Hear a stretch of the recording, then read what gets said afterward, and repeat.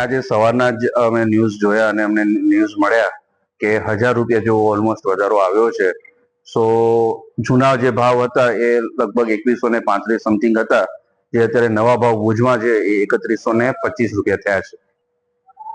ગ્રાહકોને મોંઘવારીનો સામનો તો કરવો પડશે, કેમ કે જે રીતે ભાવ વધ્યા છે એ રીતે અમે લગભગ 1800 રૂપિયા જેવું હતું ત્યારથી આ ભાવ વધારો એ પ્રમાણે અમારા મેનુમાં ભાવ છે બધાના, તો એ વધીને વચ્ચે 2200 થયા હતા ને એ હવે અત્યારે 3125 થયા છે.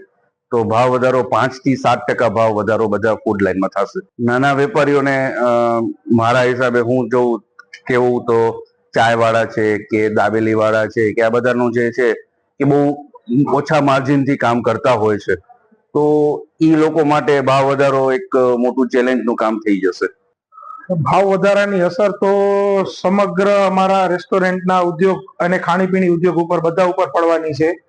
અત્યારે સુધી અમે સવા મહિના સુધી કોઈ પણ જાતનો ભાવ વધારો નતો લાવ્યો, કેમ કે અમને અમારા ગેસના સિલિન્ડર ઓછા પણ મળી રહેતા હતા. પરંતુ હવેના સમયમાં બહુ મુશ્કેલ થઈ જશે અને અત્યાર સુધી પ્રાઇવેટ બોટલો, જે પ્રાઇવેટ કંપનીઓને કોમર્શિયલ સિલિન્ડર છે એના 5000 રૂપિયા સુધીના ભાવ પહોંચી ગયા છે. પણ તેમ છતાં અમે કોઈ પણ જાતનો વધારો નથી કરેલ. પરંતુ આજે સવારે જે આ ન્યૂઝ આવ્યા છે કે 993 રૂપિયાનો ભાવ વધારો એકી સાથે લાવવામાં આવ્યો છે, તેનાથી એવું લાગે છે કે અમને ફરજિયાતપણે અમારા મેન્યુમાં 5 થી 7% જેટલો વધારો લાવવો પડશે.